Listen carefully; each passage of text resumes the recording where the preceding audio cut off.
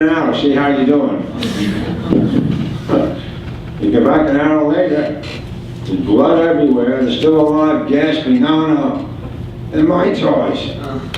No, they're not, they're my toys. You're the all-wise parent, you know what's best for your children. Oh, kitty, stories are still fighting, eh? I know how to solve this problem. There's a bigger gun for you. There's a bigger gun for you. That's El Salvador. That's why Lily left.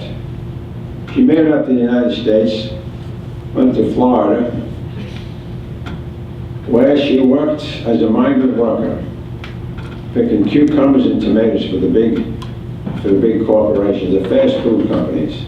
Low pay, 12 hours a day, no union, lived in shacks and hovels. She lasted a year, came up to Washington and got a job at Bethesda Chevy Chase High School. What's Lily's job at the high school? She cleans toilet bowls. She cleans the bathrooms. We have 4 floors, there's about 12 bathrooms in the high school. And Lily's in them almost all day. She's one of the invisible people. Students rarely talk to her, rarely thank her for making their lives easier.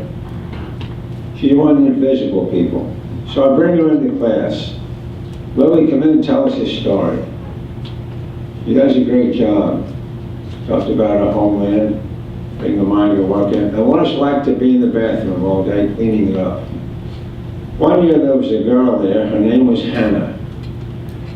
Hannah kept taking notes. The only one to do so. You could tell Lily was getting through to Hannah. They were connecting. Hannah had empathy. She had compassion. She understood Lily's life. So the class went well. At the end of the day, the bell rings, everybody rushes out to the parking lots, has to do sports activities, head home, go to the drama club, the chess club, gotta be there for that one. Everybody left that day except one student. And who was that one? That was Hannah. And where did she go? She went to find Lily and said, Lily, give me a mop, I want to help you. She did that day, the next day, and for the rest of the year. A lot of people didn't know what Hannah was doing. Gee, what are you working with the help for? Hannah knew exactly what was going on.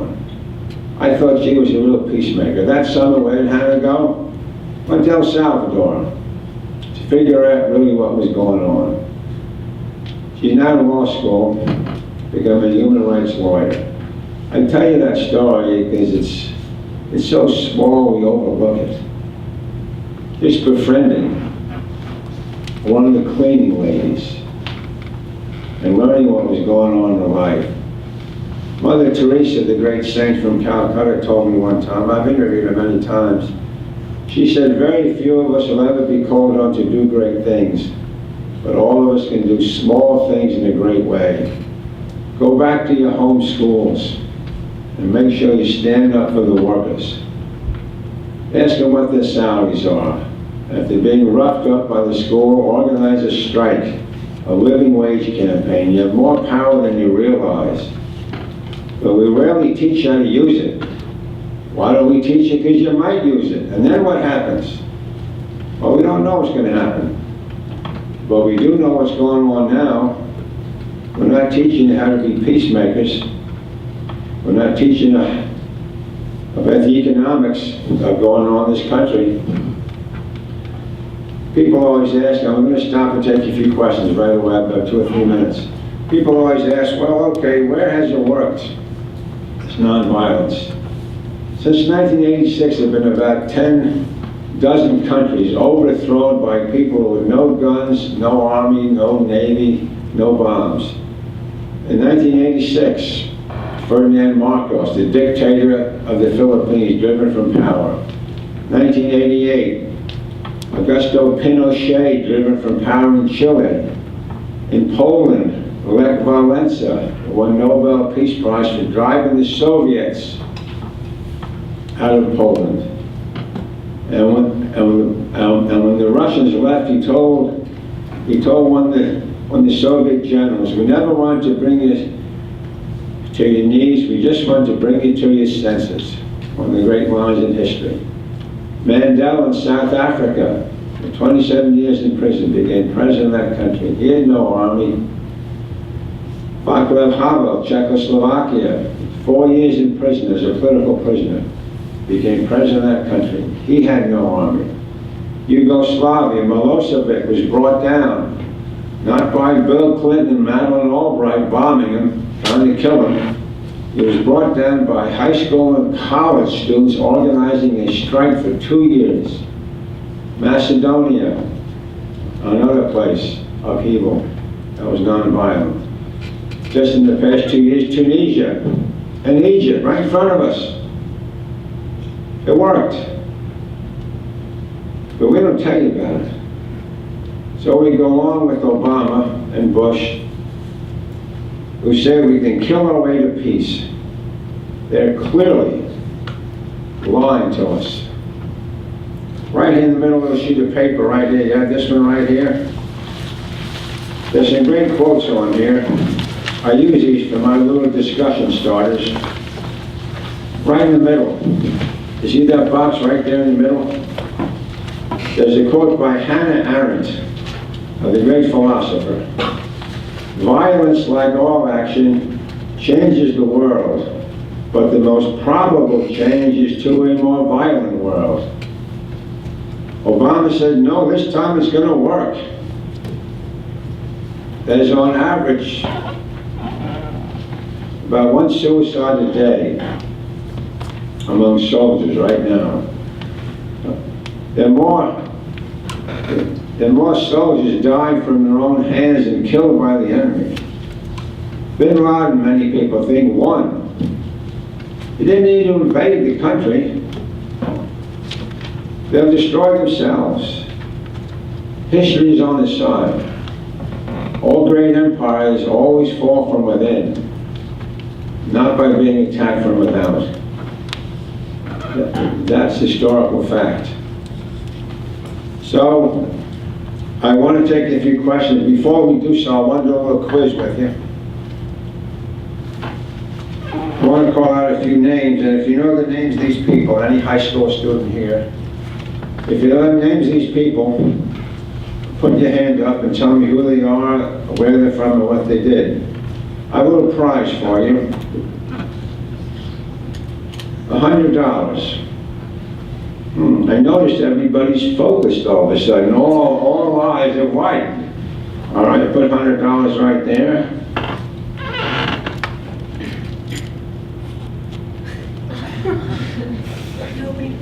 Nobody breathe. Nobody breathe now. Stay calm, sister. Don't let that capitalist gene get to you. Okay, first name. Who is Robert E. Lee? Robert E. Lee. Yes. He was a military general in the Civil War. He was the Confederate Army. Yes. From Virginia, I believe. Yes, give her a nice round of applause. Very good. Very nice. What's your name? Kimberly Cliff. Now, where's your home high school? I am from Philadelphia, and my high school is Manhattan. Oh, very nice. All right. Okay, we all knew that. We all knew Robert E. Lee, right? Okay, next name. Let's do a little international now. Who was Napoleon? Napoleon. Yes? The French general who tried to take over basically the entire world. Yes, very nice. What's your name? I'm Marissa Grady. Good. Again? Marissa Grady. Oh, good, Marissa. Where's your home high school? I'm also from the suburbs of Philadelphia, and Pennsbury High School is where I am. Very nice, Miss Grady, very nice. Okay, we all knew that. We're all 2 for 2, okay? Let's see now. Who is Paul Revere? Paul Revere. Yes? During the American Revolution, he was the writer who informed the people that the British are coming. Yes, the British are coming. Let's have a little war. We'll kill the Brits, we'll have peace forever. Very nice. Okay, we're all 3 for 3. Next name, who is Jody Williams? No hands on Jody Williams. Well, if this was a peace-educated, peace-loving society, every hand would have gone up. Jody Williams was a young country woman from Vermont. Read a little newspaper story one time about landmines blowing up people's legs, landmines made by American companies, including Lockheed Martin, 10 miles from here, the biggest death contractor in the country. They're feasting off our wars. She won Nobel Peace Prize for a landmine campaign. But we don't know about her. Next name, who is Barbara Lee? Not Robert E.'s wife, don't need that one. No hands on Barbara Lee. At age 18, Barbara Lee, African American, lived in El Paso, Texas. Had 2 babies at age 18, abandoned by her husband and abandoned by her boyfriend. Had no money, no job. She managed to get out of Texas, went out to Oakland, California, went to Mills College as a social worker, graduated and got lucky and got a job working for a congressman named Ronald Dellums, one of the great members of, a socialist no less, yes, a socialist. We survived, yes. And when Ron Dellums retired, Barbara Lee ran for a seat in Congress as a long shot and she won. One of the first votes was 9/14, 3 days after what? 9/11. And Barbara Lee, they had a vote. 9/11 was a Tuesday, 9/14 was a Friday. Barbara Lee was in Congress that day with everybody else in the House and Senate on voting whether to go kill people in Afghanistan. In the Senate, the vote was 98-0 in favor. Yes, let's go kill people. We'll solve our problem. In the House, it was 420 to 1. Anybody want to guess who the one was? It was Barbara Lee. Here is a chapter in our book. It's chapter 8, entitled, Thank You, Barbara Lee. She gave a talk on the House floor that afternoon. You can look, just Google her name, Barbara Lee, 9/14, it'll come up. It's just about, it took about 2 minutes. We must not rush to judgment. Far too many innocent people have already died. Our country is in mourning. If we rush to launch a counterattack, we run too great a risk that women, children, and others will be caught in the crossfire. How prophetic she was. I passed out that sheet of paper. We couldn't get long sheets for it, but there it is. You see that one about all the civilians being killed? On both sides of the paper. 65 civilians killed in U.S. operation. CIA drones killed civilians in Pakistan. Afghan leader turns down apology made in boy's death. And on the other side, military report false drone operations in killing 23 Afghan civilians. That is U.S. foreign policy. Nothing about diplomacy. Last name, who is Jeanette Rankin? Let us hear from our good sister Claire. Claire, who is Jeanette Rankin? Was she the one who voted against World War I and World War II? World War II, yes. I should introduce Claire Duguid and also my friend Katya Baranek, who are 2 of my former students from Bethesda Chevy Chase High School. Where are you in school now, Claire? McGill University, McGill, that's in Canada. Canada. And Katya, you go to school where? I'm at NYU. NYU. Both Katya and Claire were in my class at Bethesda Chevy Chase High School and doing very well. They were my star students. Give them a nice round of applause. Both of them. So there we are. Listen, don't feel bad about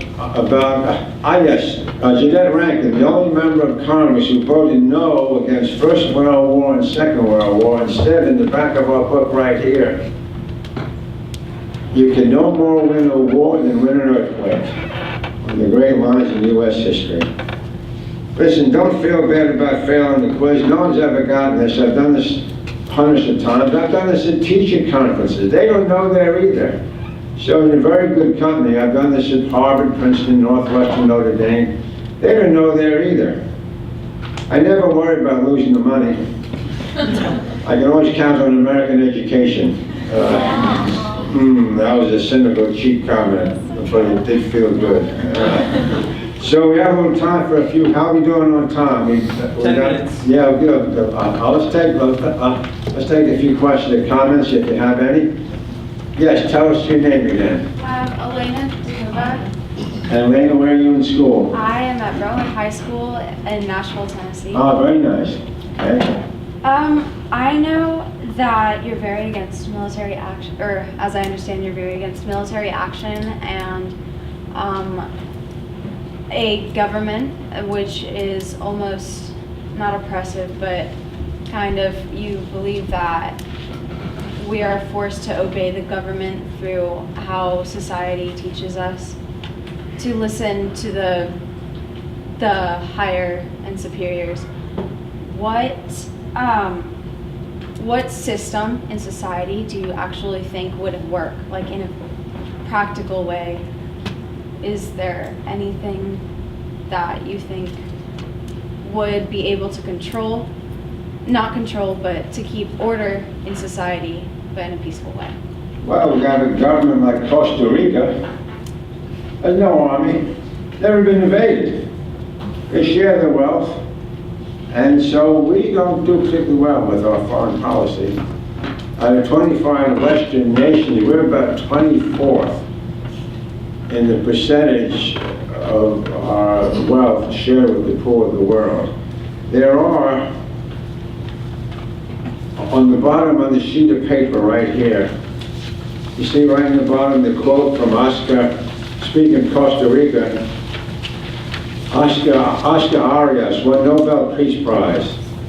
And in that quote he says, 3 billion people live in tragic poverty around the world, and 40,000 children die each day from diseases that could be prevented. So he goes on. There's 40,000 a day who die of preventable diseases, including hunger. And what's going on? What's a big problem in our country? Obesity. Here we're overfed, and these people are dying of hunger. Now, how would you feel if you were one of those people? Not too good about our foreign policy. So I think we need to begin sharing our wealth, and that might solve some of our problems. We won't be hated around the world. People don't like us because they see these wealthy people with the big ocean on one side, big ocean on the other, obsessed with military solutions. That's why Martin Luther King was angry. So we have to apologize to the world, number one, and say, please forgive us. You ever hear presidents say people apologize to the people in Iraq, or Afghanistan, or Vietnam, or places where we go and dominate them? So that's where we have to start. But what can you do in your life is the crucial question. We can talk about foreign policy endlessly. It's just theoretical. Go back to your home high school and organize those schools. You either end up agonizing or organizing. As I said before, you have more power than you realize, and when you go, how many of you are going to be seniors next year? Most of you will. Shop around for a college that has a peace studies degree program. In the article I gave it, on this piece I wrote for the Nation magazine last year, list about 5 or 10 colleges, right down in the lower right that are peace studies degree programs. They include American University right here, Hobart College, Guilford, Tufts, Wellesley, Earlham, Goucher, Colgate, University of California, Berkeley. Shop around for a school that has a meaningful program. Have you a follow-up question?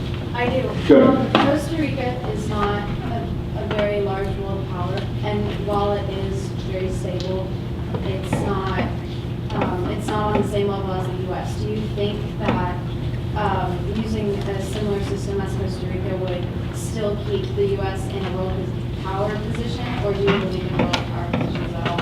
When you talk about power, there's different types of power. There's military power. We're number one on that. We got more bombs, we got more nukes, so we got drones out there now, pilotless airplanes killing people. We got great F-15 fighter, we got cluster bombs. Costa Rica doesn't have any cluster bombs, they have no F-15 fighter planes. But they got economic power, they got moral power. There's all kinds of types of, there's intellectual power. That's why you're here this summer. You got some ideas. There's ideas you thought are powerful. That's why you came. Now, if you want to get military power, join the Marines and go find out what Brandon Fraser went through. And the little sheet of paper we have right here,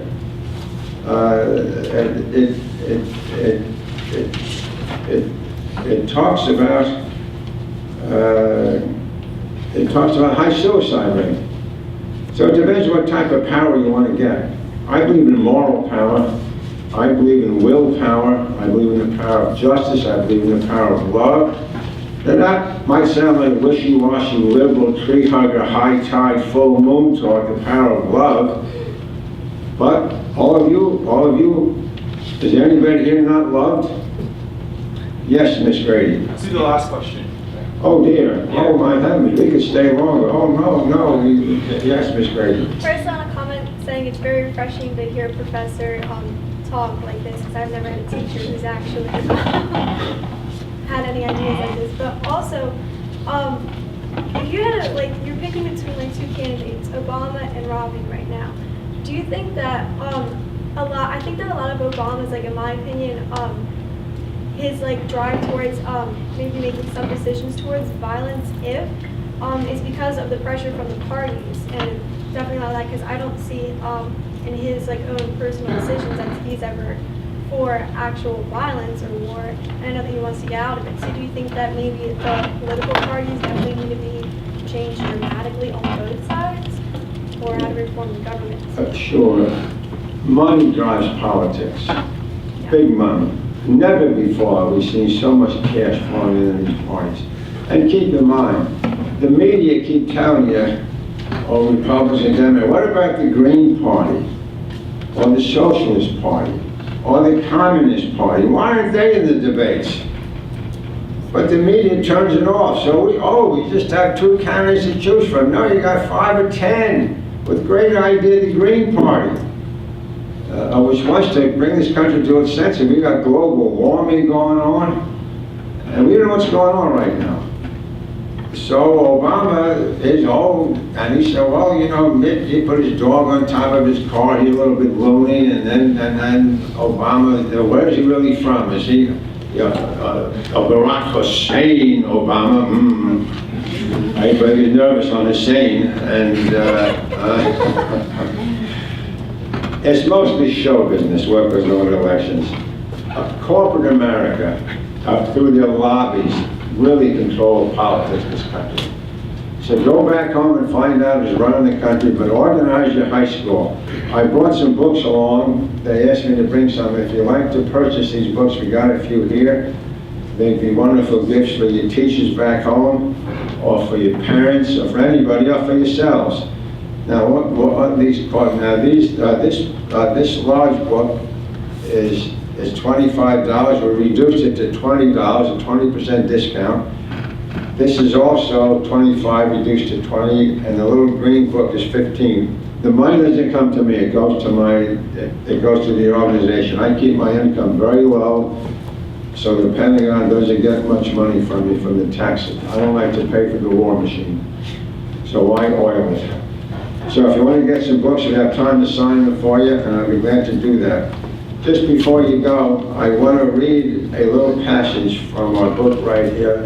And could you collect the books and bring them up front? And also help me after, if ever anyone's to buy the books. Chapter 4 is entitled, How Does a Goodness Happen? You ever meet a good person and you say, how did they get that way? Here was the answer that Mother Teresa, the great nun, said.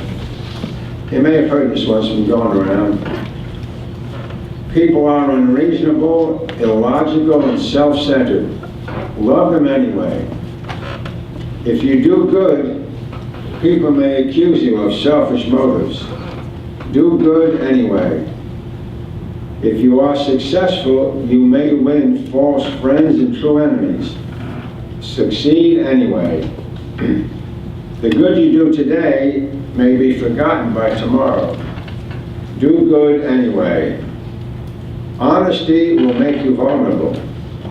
Be honest anyway. What you spend years building up may be torn down overnight. Build anyway. People are really